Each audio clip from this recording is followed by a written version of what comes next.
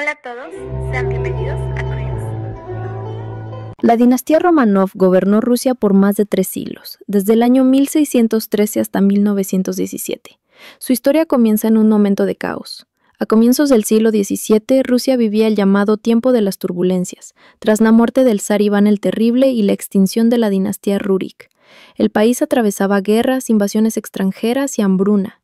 En medio de esa crisis, en 1613, fue elegido como zar un joven de solo 16 años, Miguel Románov.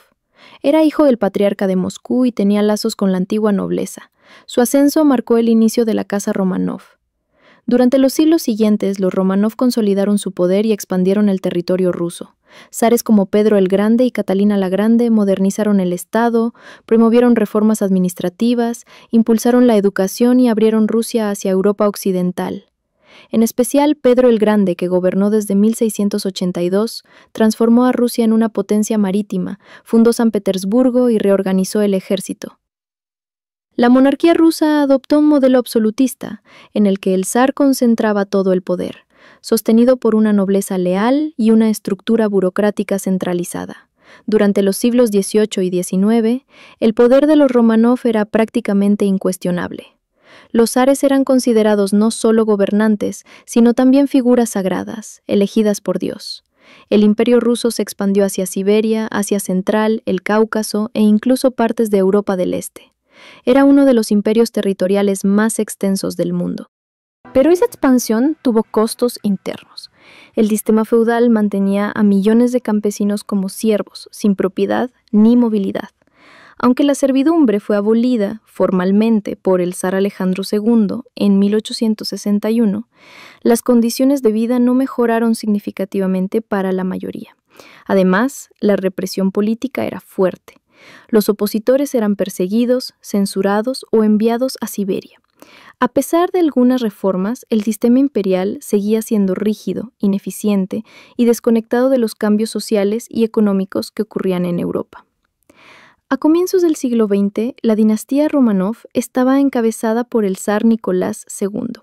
Subió al trono en 1894, tras la muerte de su padre, Alejandro III. Nicolás era un hombre de carácter reservado, profundamente religioso y con una firme creencia en el derecho divino de los zares. Sin embargo, no estaba preparado para gobernar un imperio que pedía cambios urgentes. Carecía de visión política y delegaba muchas decisiones en su esposa, la zarina Alejandra Fiodorovna. Alejandra, nacida en Alemania y nieta de la reina Victoria del Reino Unido, nunca fue aceptada del todo por la corte rusa. Era rígida, devota del cristianismo ortodoxo y desconfiada de la nobleza. Su carácter distante y su obsesión con la salud de su hijo contribuyeron a su impopularidad. Juntos tuvieron 5 hijos: Olga, Tatiana, María, Anastasia y el menor, Alexei. Alexei, nacido en 1904, era el heredero al trono, pero padecía hemofilia, una enfermedad que impedía que su sangre coagulara normalmente. La condición era mantenida en secreto por la corte, pero fue un asunto central en la vida de la familia. Por esta razón, la zarina depositó su fe en un monje místico llamado Grigori Rasputín, quien parecía aliviar el dolor de Alexei con oraciones. Su influencia sobre la familia imperial creció rápidamente. A ojos del público y de la nobleza, esto era escandaloso. Rasputín no solo aconsejaba en temas médicos, sino también políticos, lo que generó tensiones dentro del gobierno y entre los nobles. Muchos lo consideraban un impostor peligroso. En lo privado, la familia Románov era unida. Pasaban largos periodos alejados de la corte, en sus residencias, como el Palacio de Livadia en Crimea o Tsarskoe Seló. Las hijas eran educadas en casa y vivían con sencillez relativa. Bordaban, leían y cuidaban a los enfermos durante la guerra. El zar y su esposa eran padres afectuosos, aunque rígidos en la educación. Sin embargo, esa burbuja familiar los mantenía aislados de la realidad del país. Mientras tanto, Rusia sufría enormes pérdidas humanas y económicas durante la Primera Guerra Mundial. El hambre, las derrotas militares y el autoritarismo zarista alimentaron el descontento popular. En febrero de 1917, una serie de protestas por falta de pan y condiciones laborales en Petrogrado se convirtieron en una revuelta general.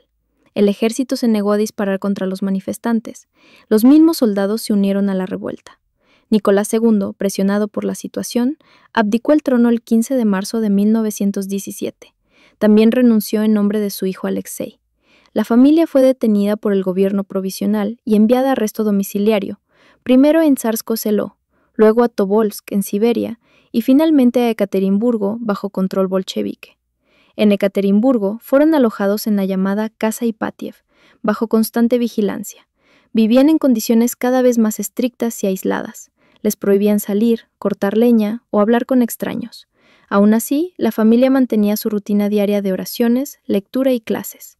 La noche del 17 de julio de 1918, los bolcheviques decidieron ejecutar a la familia para evitar que se convirtieran en símbolo de una posible restauración monárquica, especialmente mientras avanzaban tropas antibolcheviques cerca de la ciudad.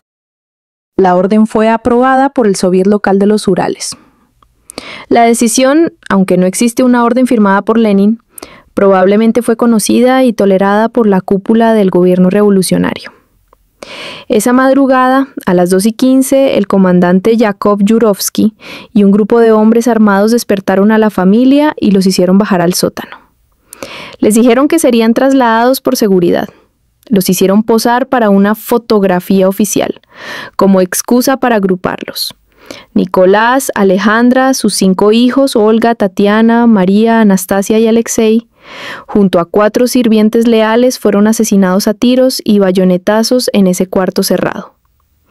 La ejecución fue caótica. Las balas rebotaban en los corsés de las hijas, que llevaban cosidos diamantes ocultos como protección. Algunos sobrevivieron los primeros disparos y fueron rematados con cuchillos. La masacre duró unos 20 minutos. Después del crimen, los cuerpos fueron llevados al bosque, rociados con ácido sulfúrico, quemados parcialmente y enterrados en una mina abandonada. Para despistar, los bolcheviques enterraron 2 cuerpos por separado, los de Alexei y una de las hijas, probablemente María o Anastasia, en una fosa diferente. Durante décadas circularon rumores de que uno de los hijos había sobrevivido, especialmente Anastasia. Varios impostores afirmaron ser ella, pero ninguna historia fue comprobada. Los restos fueron encontrados en 1991 cerca de Ekaterimburgo y los 2 cuerpos faltantes se hallaron en 2007.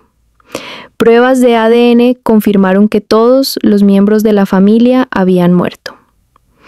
En el año 2000, la Iglesia Ortodoxa rusa canonizó a los Romanov como portadores de pasión, no por sus acciones políticas, sino por su sufrimiento y martirio. El legado de los Romanov es ambivalente. Por un lado, consolidaron y expandieron uno de los imperios más vastos de la historia. Dejaron un patrimonio cultural, arquitectónico y diplomático significativo. Transformaron a Rusia en una potencia global. Por otro lado, su caída mostró los límites de un régimen autocrático incapaz de adaptarse a las demandas sociales, políticas y económicas del siglo XX. Hoy, la figura de los Romanov sigue generando debate en Rusia y en el mundo.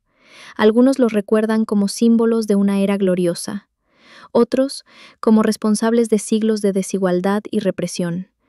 ¿Qué opinas tú? ¿Los Romanov fueron víctimas de un cambio inevitable o responsables de su propia caída? Déjamelo en los comentarios. Si quieres más contenido así, no olvides suscribirte y activar la campanita, porque cada semana traigo historias que van más allá de lo que ya sabes.